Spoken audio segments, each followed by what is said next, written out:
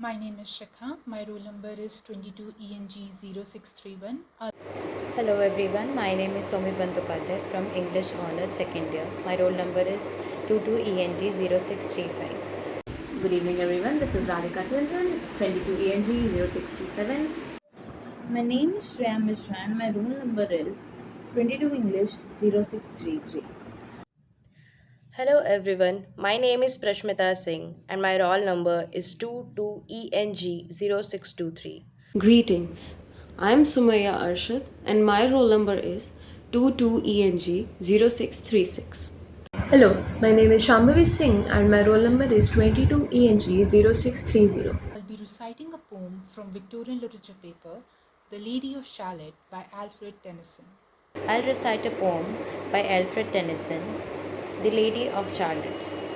And I'll be reciting the part of The Lady of Shallot by Alfred Tennyson. I'll be reciting the lines 50 to 70 from the poem The Lady of Shallot. Today I'll be reciting a section from part 3 of The Lady of Shallot by Alfred Lord Tennyson. I will be reciting Lady of Shallot from line 120 to line 145. Today, I am reciting the last three stanzas from the poem The Lady of Shallot by Alfred Tennyson. On either side the river lie long fields of barley and of rye that clothe the world and meet the sky, and through the field the road runs by. To many towered Camelot, and up and down the people go, gazing where the lilies blow, round an island there below, the island of Shallot. Willows witten, aspens quiver, little breezes dusk and quiver. Through the wave that runs forever by the island and the river, flowing down to Camelot. The four grey walls and four grey towers overlook a space of flowers, and the silent isle embowers the Lady of Shalott. By the margin, willow veiled, slide the heavy barges trailed by the slow horses and unhailed, the shallow flittered silken sail skimming down the Camelot. But who hath seen her wave her hand, or at the casement seen her stand? Or is she known in all the land, the Lady of Shallot? Only reapers reaping early, in among the bearded barley, hear a song that echoes cheerly from the river winding clearly down to towered Camelot. And by the moon the reaper weary, piling sheaves in upland airy, listening whispers, "'Tis the fairy Lady of Shallot." There she weaves by night and day a magic web with colors gay.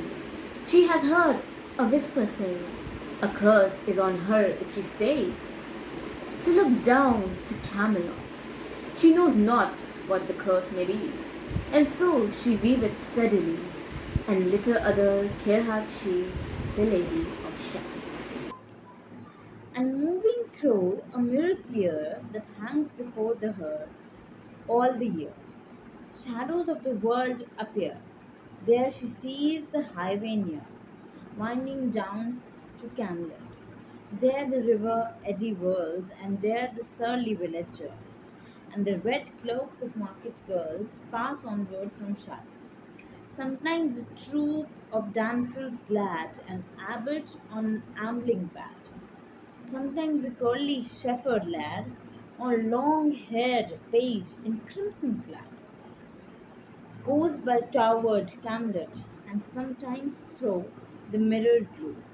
The knights come riding two and two. She hath no loyal knight, and true the Lady of Shalott. But in her web she still delights to weave the mirror's magic sights. For often through the silent nights, a funeral with plumes and lights, and music went to Camelot, or when the moon was overhead, came two young lovers lately wed. I'm half sick of shadows, said the Lady of Shadow.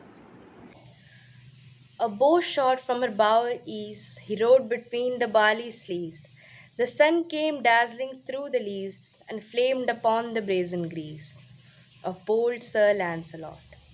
A Red Cross knight forever kneeled to a lady in his shield that sparkled on the yellow field beside remote Shallot. The gemmy bridle glittered free, like to some branch stars we see, hung in the golden galaxy. The bridle bells rang merrily as he rode down to Camelot. And from his blazoned baldric slung a mighty silver bugle hung, and as he rode his armor rung beside remote Shallot. All in the blue unclouded weather, thick jeweled shone the saddle leather. The helmet and the helmet feather burned like one burning flame together as he rode down to Camelot. As often through the purple night, below the starry clusters bright, some bearded meteor, trailing light, moves over still Shallot. His broad, clear brow in sunlight growled, on burnished hooves his war horse trode. From underneath his helmet flowed his coal black curls as he rode down to Camelot. From the bank and from the river he flashed into the crystal mirror. He tira lira by the river, sang Sir Lancelot. She left the web, she left the loom, she made 3 paces through the room. She saw the water lily bloom, she saw the helmet and the plume. She looked down to Camelot. Out flew the web and floated wide. The mirror cracked from side to side. The curse is come upon me, cried the Lady of Shallot. In the stormy east wind straining, the pale yellow woods were waning, the broad stream in his banks complaining, heavily the low sky raining. Over towered Camelot, down she came and found a boat, beneath a willow left afloat, and round about the prow she rode, the Lady of Shallot. And down the river's dim expanse, like some bold sailor in a trance, seeing all his own mischance with a glassy countenance. Did she look to Camelot, and at the closing of the day, she loosed the chain and down she lay, the broad stream bore her far away, the Lady of Shallot. Lying robed in snowy white, that loosely flew to left and right, the leaves upon her falling light, through the noises of the night. She floated down to Camelot, and as the boat had wound along, the willowy hills and the fields among, they heard her sing her last song, the Lady of Shallot.